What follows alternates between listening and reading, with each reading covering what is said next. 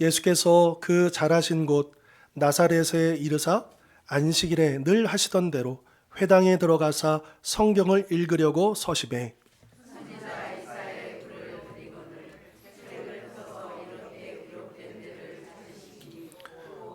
주의 성령이 내게 임하셨으니 이는 가난한 자에게 복음을 전하게 하시려고 내게 기름을 부으시고 나를 보내사 포로된 자에게 자유를 눈먼 자에게 다시 보게 함을 전파하며 눌린 자를 자유롭게 하고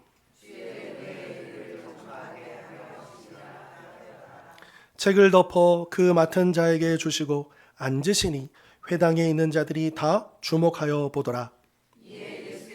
그들에게 말씀하시되 이 글이 오늘 너희 귀에 응하였느니라 하시니 아멘. 자, 여러분 기억하실지 모르겠는데 지난주에 우리가 로마서 5장 말씀을 통해서 이제 두 대표자를 우리가 보지 않았습니까? 그래서 우리는 원래 아담에게 속한 자였고, 그래서 이 아담의 그 불순종 안에 그 사망의 왕노릇하는 그런 운명이었다.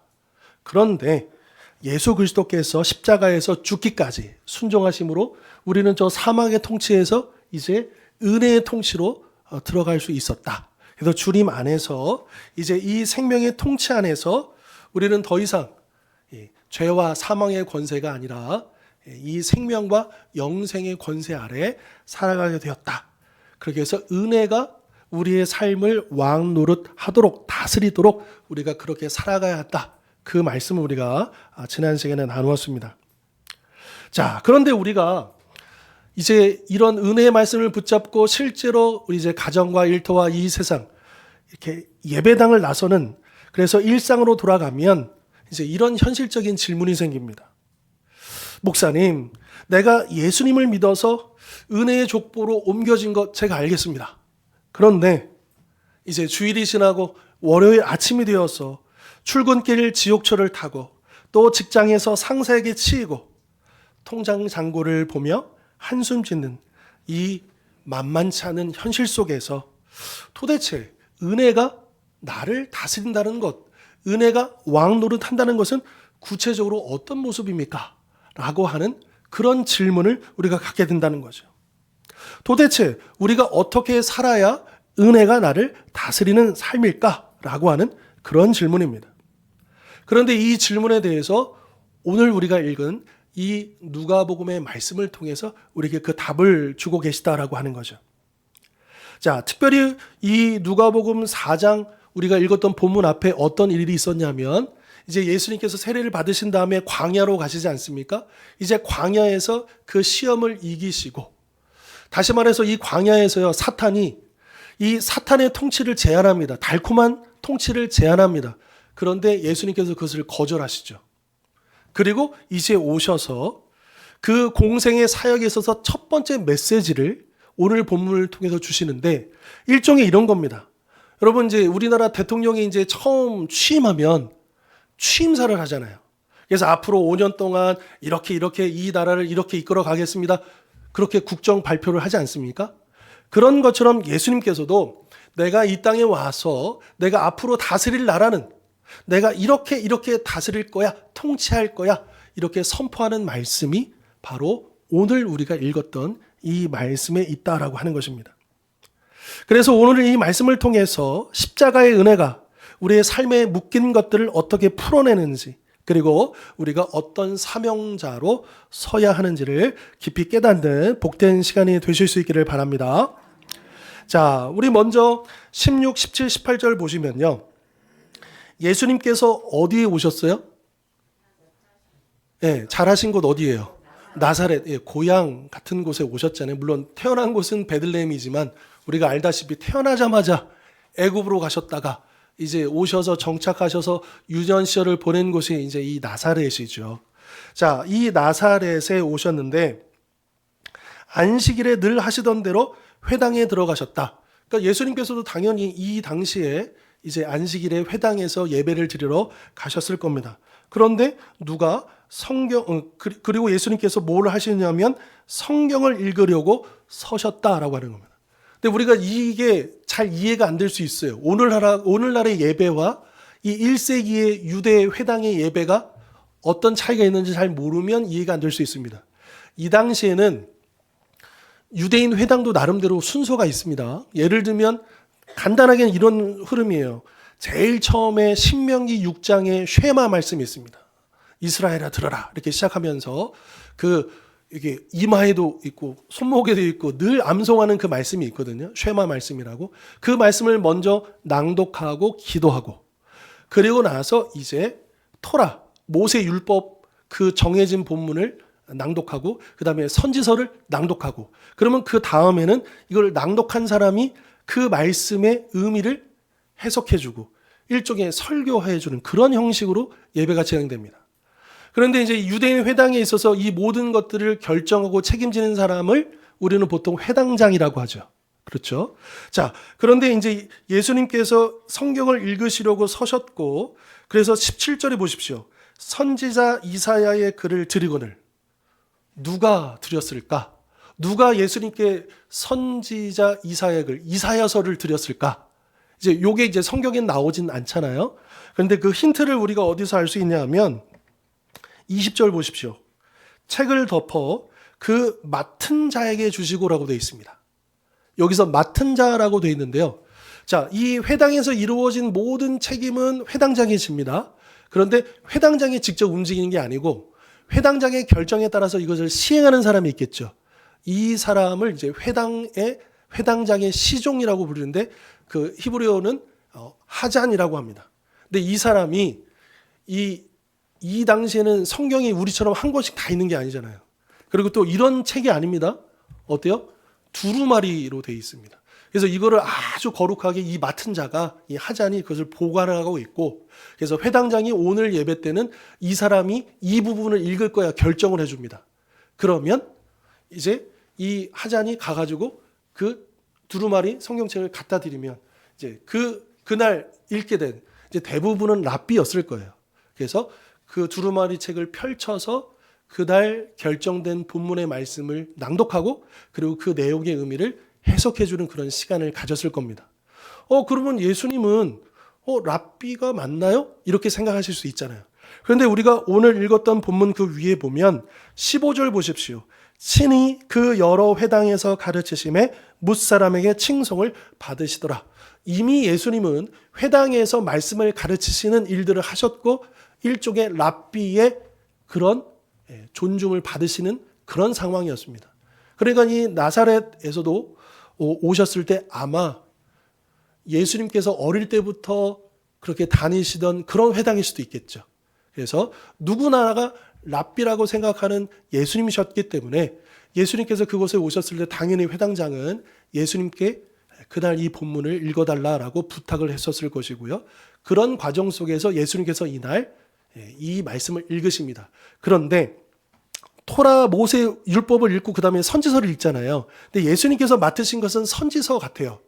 그런데 여러분 그 17절 보시면 그 책을 받으신 다음에 그 기록된 들 어떻게 하셨대요? 이거 일부러 찾으셨다는 거예요. 정해진 곳이 아니고 예수님께서, 그러니까 우리로 치면 이렇게 찾았겠지만 이제 쭉 펼쳐가지고, 그리고 여러분 히브리어 성경 나중에 제가 직접 한번 보여드릴게요. 장절이 없습니다. 완전히 이게 어디서부터 시작되고 끝나는지를 몰라요.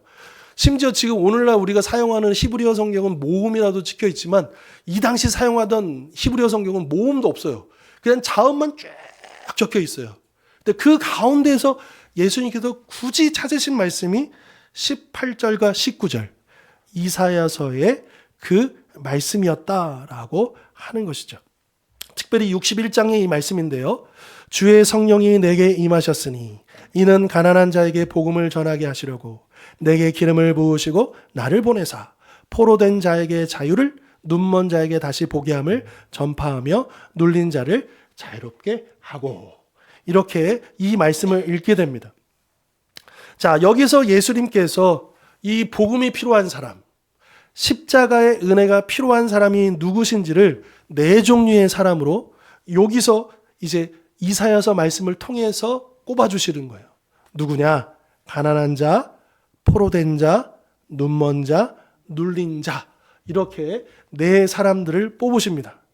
그런데 생각해 보면 이 당시는 지금 식민지 통치를 받고 있잖아요. 이스라엘이요. 로마가 이 로마 제국이 이스라엘을 통치하는 가운데 수많은 세금으로 시달리고 또 가난한 사람들은 세금 낼 돈이 없으니까 어쩔 수 없이 빚을 내야 하고 또 그 빚을 갚지 못하니까 감옥에 갇히기도 하고요. 또 병들어서 또 제대로 치료도 받지 못하는 이 당시 99%의 일반 이스라엘 백성들의 그 삶의 현실과 정확하게 맞아떨어진다라고 하는 것입니다. 그리고 지난 시간에 우리가 나누었던 이것이 바로 사망이 왕노릇하고 있는 고통받고 비참한 삶을 살아가고 있는 지난주에 말씀드렸죠. 우리가 왜 아프냐? 우리가 왜 고통스럽냐? 우리가 노력을 안 해서가 아닙니다. 사망이 왕노릇하기 때문에 우리의 육신의 삶은 그렇게 고통스러워밖에 없다라고 하는 것이죠. 그것을 주님은 말씀하고 있다라고 하는 거죠. 자, 그러면 이제 지금 오늘날은 이제 2000년이 훌쩍 넘었잖아요. 그러면 어떻습니까? 이 시대는 우리는 자유민주주의 국가에서 마음대로 우리 살고 있잖아요. 어디 일제시대의 그런 강점기도 아니고, 그 자유가 제한되는 것도 아니고요. 내가 원하는 대로 살 수 있습니다. 그래서 오늘날 우리는 그렇게 생각해요. 나는 누구의 포로도 아니야. 나는 자유인이야. 이렇게 이야기하죠. 그런데 정말 그럴까? 우리의 삶을 다시 한 번 더 살펴보자라고 하는 거죠. 그런데 아이러니하게도 역설적이게도 오늘 우리의 삶은 그 어느 시대보다도 무언가 짓눌려 있고 포로되어 살고 있는 것 아닌가라고 하는 거예요.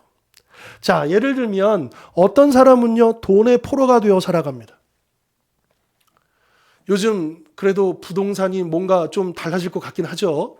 그런데 우리나라가 연태까지 산업화를 이루면서 지금까지 발전하면서 이제 우리나라는 너무 그게 그러니까 땅을 소유하고 집을 갖는 게 죄가 아니지만 이 국가적으로는 너무 이게 과한 거예요. 이거 외에는 부의 수단이 없고 이것 때문에 너무너무 많은 문제가 있었잖아요. 그런데 이제 그 젊은 이제 젊은 3, 40대가 영혼까지 끌어모아가지고 대출을 잔뜩 받아가지고 집을 하나 샀어요. 그리고 죽을 때까지 그 대출 이자 갚고 빚 갚느냐고 끝납니다. 집은 내가 소유했는데 내가 주인인데 실제로는 내가 주인이 아니에요. 은행이 주인이에요. 돈이 주인이에요. 참 어리석지 않습니까? 그것 때문에 내 영혼과 나의 모든 것들을 다 바쳐야 되고 거기에 끌려다니는 삶. 오로지 기쁨은 거기에 달려있는 거죠. 통장 잔고에 따라서 나의 감정이 천국이 되었다가 지옥이 되었 그런 삶을 살고 있다고 하는 거예요. 또 어떤 분들은요, 타인의 시선과 체면에 눌려서 삽니다. 남들보다 뒤처지면 안 돼요. 남들만큼은 살아야 돼요. 뭔가 보여줘야 돼요, 우리가. 그리고 우리가 혹시라도 뒤처지면 안 될까라는 불안감이 있죠. 어떻게 해서든 우리 자녀들, 우리 손주들 좋은 학교 보내고 좋은 직장 보내야 되고 그래서 정말 부모들이 엄청 희생하면서 그렇게 학원에도 보내고 학교 교육을 시키고 그렇게 살지 않습니까? 또 어떤 분들은요, 과거에 지독한 상처와 미움에 눈이 멀어 있습니다. 10년 전, 20년 전 나에게 상처 주었던 그 사람을 아직도 마음의 감옥에 가둬놓고 정작 자기 자신이 그 감옥의 간수가 되어서 평생을 증오와 우울증에 억눌려서 살아간다는 거죠. 또 우리 어린 학생들, 우리 젊은이들은 어떨까요? 1분이 뭡니까? 30초만 스마트폰이 없으면 벌써 손이 떨려요. 불안해합니다. 어쩔 줄을 몰라요. 그 도파민의 노예, 중독의 포로에 붙잡혀 있는 우리 젊은 세대들을 봅니다. 이것이 바로 우리가 보고 있는 현실의 모습인 것이죠. 비록 겉으로는 자유로워 보이지만 속으로는 흉악한 결박에 묶여서 숨을 헐떡이며 살아가는 포로된 자, 눈먼 자, 눌린 자가 바로 우리들이고 우리 자녀들이고 우리 손주들의 모습이 아닌가라고 하는 거예요. 자, 이렇게 사망의 권세에 짓눌려서 포로처럼 살아가는 우리를 위해서, 우리를 향해서 예수님은 19절에서 이렇게 선언하십니다. 19절 보시면 주의 은혜의 해를 전파하게 하려 하심이라. 자, 예수님께서 이 땅에 오신 목적, 십자가를 지셔야만 했던 목적은 그저 적당히 우리에게 종교적인 위안을 주려고 오신 것이 아닙니다. 또 도덕적으로 착하게 살라는 교훈을 주시기 위해서 오신 것도 아닙니다. 그것 때문에 십자가를 지신 게 아니에요. 예수님께서 이 땅에 오셔서 십자가를 지신 그 목적은 뭐냐 하면 우리에게 주의 은혜의 해를 선포하러 오셨다라고 하는 것입니다. 그러면 이 주의 은혜의 해가 뭔가? 레위기 25장에 보면 이런 제도를 소개합니다. 여기 보시다시피 희년이라고 들어보셨어요? 희년이라고 들어보셨죠? 우리가 잘 알다시피 이제 이스라엘 백성들은 7년마다 안식년을 지내지 않습니까? 그 7년을 7번, 그러면 77에 49, 49년이잖아요. 그래서 7번의 안식년이 끝나고 그 다음 50년째가 되는 해를 가장 큰 안식년, 희년이라고 부릅니다. 그리고 이제 이스라엘은 7월이 나팔 7월 1절이 이제 신년이죠. 새해가 시작되는 7월 1일 나팔절이 지나면 어떤 이제 중요한 절개가 오냐면 대속죄일이 다가옵니다. 대제사장이 딱 한 번 들어가서 그 지성소에서 죄를 사하는 이때에 제사장이 양각 나팔을 크게 불면 그 나팔 소리에 맞춰서 이스라엘 전역이 희년이 선포되어지면서 놀라운 일들이 벌어진다는 거예요. 마치 기적과 같은 일들이 벌어진다는 거예요. 무슨 기적이 일어나느냐? 첫 번째는요, 모든 빚이 탕감이 되는 거예요. 많고 적음 상관없어요. 이때에 이 옛날에도 고리대금 있습니다. 지금도 마찬가지잖아요. 뭐 1금융권, 2금융권 안 되다 보면 결국은 어떻게 해요? 사채 쓰잖아요. 사채는 이제 배보다 배꼽이 더 커지잖아요. 그렇게 눈덩이처럼 감당할 수 없는 그런 이자, 평생 갚을 수 없는 그 이자. 그런데 희년 때 어떻게 되는 거예요? 제로가 되는 거예요. 없어지는 거예요. 그 장부가 완전히 사라지게 된다라고 하는 거죠. 그리고 두 번째로는 이 시대에 왜 노예가 되느냐? 가난해서 그래요. 그래서 팔 수 있는 게 뭐밖에 없어요? 자기 몸밖에 없어요. 그렇게 살아가는 그런 불쌍한 그 가난한 자들, 포로되어서 노예처럼 살아가는 자들에게 이 희년의 나팔 소리가 들리면 어때요? 자유. 무조건. 그 노비 문서가 소각이 되는 거죠. 그리고 세 번째로는 심지어 땅도 팔게 됩니다. 그런데 땅은 하나님의 것이기 때문에 팔 수가 없죠. 빌려줄 수는 있어도. 그런데 땅까지 팔아야 되는 그런 기구한 삶을 살 수밖에 없었던 그 가난한 자들, 그 조상으로부터 물려받았던 그것을 잃어버렸던 그 사람들이 이제 회복이 됩니다. 아무 조건 없이 그 땅을 찾아올 수 있게 되어진다라고 하는 거죠. 여러분, 우리가 한번 상상해 볼까요? 평생 빚쟁이들에게 쫓기고 채찍에 맞으며 남의 집 종살이를 하던 그 사람이 그 제사장이 부는 그 희년의 나팔 소리를 들었을 때 그 심정이 어떠했겠습니까? 아마도 나는 이제 살았다. 나는 이제 자유다. 그런 기쁨의 눈물을 흘리며 춤을 추지 않았겠습니까? 지난주에 우리가 나누었던 은혜가 왕노릇한다 라고 하는 것이 바로 이런 모습인 것입니다. 우리가 평생도록 아무런 소망도 없이 이 죄와 사망의 권세 아래서 신음하고 고통스럽게 비극적으로 그렇게 살았는데 예수 그리스도의 그 십자가의 복음에 그 귀한 은혜로 말미암아 우리가 이제는 살게 되었고 이제 우리가 살아난 것뿐만 아니라 영원토록 살 수 있는 하나님의 자녀가 되었다라고 하는 그 은혜가 우리에게 주어졌다라고 하는 것이죠. 여러분, 이 세상의 종교들은요 다 조건부예요.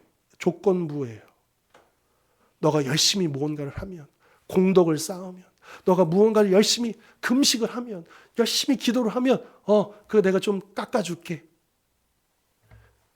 여러분, 이거는 은혜가 아니고 할인입니다. 디스카운트에 불과해요. 하지만 하나님의 은혜는 100% 탕감입니다.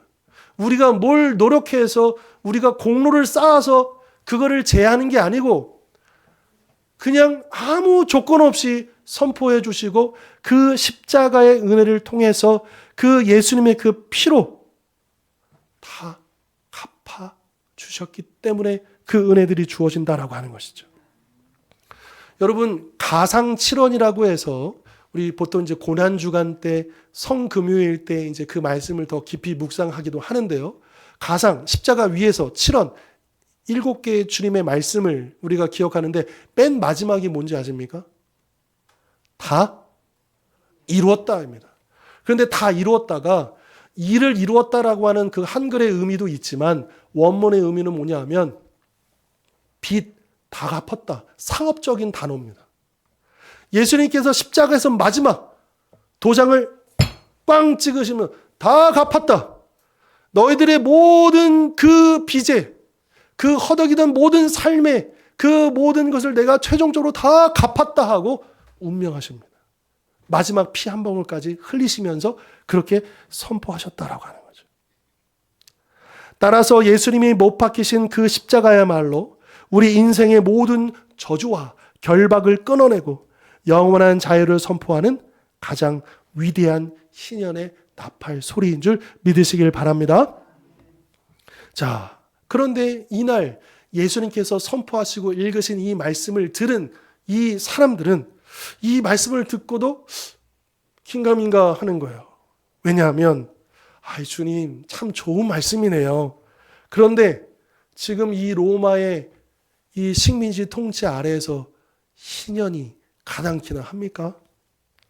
그래요. 우리에겐 그런 소망이 있습니다. 언젠가 미래에 그 천국에서 하늘나라에서 우리가 그 일들이 이루어질 것을 믿습니다. 이제 이 정도의 반응을 보였다라고 하는 거예요. 그래서 예수님께서 21절에서 이렇게 선언을 하시는 거예요. 이에 예수께서 그들에게 말씀하시되 읽겠습니다. 이 글이 시작. 아멘. 얘들아, 너희가 참고 인내하며 훗날 죽어서 천국 갈 때 신년을 맞이하는 거야. 이렇게 말씀하시지 않고요. 오늘 지금 이 말씀을 듣는 이 순간, 이 시간, 생명의 주인인 내가 너희와 함께하는 지금 이 시간, 십자가의 은혜를 믿음으로 받아들이는 바로 이 자리가 빚이 청산되고 노예에서 해방되는 희년의 현장이라 선언하신 것이죠. 우리 한국교회가 이 종말론을 좀 수정할 필요가 있습니다. 물론 성경은 그렇게 가르치지 않았는데, 그런데 우리 목회자들이 이 종말론을 잘못 가르친 것 같아요. 왜냐하면 천국 그러면 죽어서 가는, 그러니까 우리가 나중에 누리는 것으로만 생각을 합니다. 그런데 하나님 나라는 나중에 우리가 맛보는 게 아니라 이미 하나님 나라가 어디에 임하셨어요? 너의 마음 안에 임하셨다 그랬잖아요. 하나님 나라가 이미 임하신 거예요. 천국이 이미 우리에게 주어진 거예요. 예수님을 믿고 기뻐하지 못한다? 예수님을 믿는데도 불구하고 삶이 바뀌지 않는다? 그런 예수님을 못 믿은 거예요. 예수님을 믿으면요, 달라집니다. 그냥 있을 수가 없어요. 가만히 있을 수가 없습니다. 감사가 터져나오고 찬양이 터져나오고 기쁨이 흘러나오고 저절로 춤을 추게 되는 것이죠. 그 기쁨을 이길 수가 없는 거예요. 천국의 그 기쁨을 우리가 누리면서 살아가야 되는 거예요. 그럼에도 우리는 자꾸만 그 은혜를 뒤로 미루는 경향이 있습니다. 제가요, 좀 더 열심히 돈 좀 벌어놓고요, 나중에 좀 더 상황이 좀 더 좋아지면 그때 제가 그것을 누릴 수 있을 것 같습니다. 이제 우리 애들 대학만 보내놓고 나면 저에게 이제 그 시간이 올 것 같습니다. 그때가 올까요? 여러분, 이 희년은요, 나의 상황이 좋아져서 오는 게 아닙니다. 내 환경이 바뀌어서 좋아지는 게 아닙니다. 내가 노력해서 그 신연의 조건을 맞춰지는 게 아닙니다. 비록 내 통장 잔고는 여전히 마이너스고 내 몸에는 질병이 있을지라도 십자가의 은혜를 붙잡는 바로 그 시간, 오늘 내 영혼의 결박이 풀어지고 자유를 누리게 되는 것입니다. 그리고 사순절 이 기간은 이 오늘의 은혜를 회복하는 시간인 줄 믿으시기를 바랍니다. 그래서 이 기간 우리가 특별히 이렇게 기도했으면 좋겠어요. 주님, 오늘 내 마음을 억누르고 있는 우울감의 포로에서 나를 풀어 주시옵소서. 오늘 내 영혼을 결박하고 있는 이 물질의 염려에서 나를 해방시켜 주시옵소서. 여러분, 이미 예수님의 선포로 우리는 더 이상 포로된 자가 아니고요. 눈먼 자가 아니고요. 우리는 이미 자유한 자입니다. 그런데 그것을 온전히 여전히 누리지 못하고 현실에 짓눌려서 육체의 한계에 갇혀서 마치 예수님이 아직 안 돌아가신 것처럼, 십자가에서 아직 안 돌아가신 것처럼 살고 있지 않는가라고 하는 것이죠. 그런데 오늘 말씀을 통해서 우리가 분명히 기억할 것은 예수님께서 이 모든 일들을 다 이루셨다는 거예요. 그리고 이 믿음으로 십자가를 바라볼 때 그 신연의 은혜의 해가 우리의 팍팍한 현실 가운데 뚫고 들어오는 그런 기적을 체험하실 수 있기를 바랍니다. 자, 오늘 말씀을 정리해 보겠습니다. 여러분, 우리가 지난 2월 8일입니다. 둘째 주일에 우리가 이사야서 58장의 비전을 함께 나누었어요. 이 내용입니다. 하나님께서 우리에게, 우리 주원교회에게 주신 사명이 뭐냐 하면 흉악의 결박을 풀어주며 멍에의 줄을 끌어주며 압제당하는 자를 자유하게 하는 참된 금식을 하라라고 했던 그 말씀. 그리고 우리로 하여금 무너진 가정, 무너진 관계, 그 무너진 것들을 다시 보수하는, 일으켜 세우는 그 귀한 사명을 우리에게 맡겨주셨다라고 하는 거예요. 그러면 우리가 어떻게 이 내 이웃의 결박을 풀어주고 무너진 곳을 보수할 수 있겠습니까? 내 힘으로 가능하겠습니까? 절대로 할 수 없습니다. 하지만 내가 먼저, 우리가 먼저 십자가에서 은혜의, 희년의 은혜, 100% 빛 탕감받은 그 은혜를 경험하게 되면 그 일이 가능하다는 거예요. 왜냐하면 사망이 아니라 은혜가 내 삶을 통치하기 시작하시면 내 삶의 방식이 완전히 달라지기 때문이다라고 하는 것이죠. 우리가 잘 아는 이 빚진 자의 비유가 있지 않습니까? 1만 달란트, 굳이 환산하자면 수조 원의 그 빚을 탕감받은 사람이 어떻게 자기에게 겨우 100데나리온 빚진 자의 멱살을 잡을 수 있겠습니까? 십자가에서 신연의 나팔 소리를 들은 성도는 집으로 돌아가서 나에게 상처 준 남편, 아내, 내 속을 썩이는 그 배우자의, 또 나를 서운하게 했던 그 지체들과 이웃들의 멱살을 잡는 게 아니고 놓아주게 될 것입니다. 이것이 바로 오늘 본문의 예수님의 취임사대로 주님이 선포하신 그 말씀대로 사는 삶이고, 이것이 은혜가 왕노트라는 진짜 신앙생활이다라고 하는 것입니다. 여러분, 이 말씀을요 자꾸 영적으로만 적용하시면 안 돼요. 우리의 구체적인 삶으로 적용해야 합니다. 우리의 삶이 바뀌어야 합니다. 물론 쉽다는 얘기가 아닙니다. 우리가 함께 해보자는 거예요. 성령의 능력을 힘입어서 십자가의 은혜를 우리가 알기 때문에. 여러분, 우리가 아까 그 주제 찬양 불렀던 것처럼 우리는 자격도 소망도 없는 자였잖아요. 그렇게 낮고 낮은 나를 위해서 예수님께서 십자가의 은혜를 베풀어 주셨잖아요. 그래서 우리가 어떻게 걸어간다고 고백했습니까? 기쁨으로 걸어가겠다라고 고백하잖아요. 솔직히 우리의 삶이 기쁨만 있는 게 아니잖아요. 사실은 힘들고 어렵고 막막하고, 여러분 각 개인, 각 가정마다 다 기도의 제목들이 있으시잖아요. 제가 다 알고 있습니다. 저도 새벽마다 그거 붙잡고 계속 기도해요. 우리 성도님들, 우리 가정들, 그것을 풀어달라고, 그것을 열어달라고, 그것을 해결해달라고, 이제 돌아오게 해달라고. 그럼에도 불구하고 상황이 바뀌어서가 아니라 십자가의 은혜를 받았기 때문에, 이 신연의 말씀이 선포되어지기 때문에 그 믿음으로 성령을 의지해서 우리가 기쁨으로 걸어가는 것입니다. 기쁨으로 나아가서 그곳에서 주님께서 기뻐하시는 일들을 감당하는 것입니다. 그래서 나를 통해서, 우리 가정을 통해서 우리 주변이 새로워지고 그 은혜가 흘러가고 그 복음이 전파되고 예수의 향기가 드러나게 되는 것, 이게 바로 은혜가 나를 통치하는 삶이다라고 하는 것이죠. 그런 의미에서 우리는 어떤 존재냐? 이 나팔을 부는 희년의 나팔수들이다라고 하는 것이죠. 그러므로 이번 사순절 기간 먼저 우리가 은혜가 채워져야 됩니다. 먼저 내 삶에 십자가의 탕감과 자유의 은혜가 넘쳐나서 나를 얽매이는 과거의 상처, 물질의 염려, 사람의 시선이라는 쇠사슬을 예수의 이름으로 끌어내실 수 있기를 바랍니다. 그리고 가정과 일터와 세상에 나아가 그곳에 묶여있는 자들에게 다가가서 위로와 용서의 희년 나팔을 불어주시기를 바랍니다.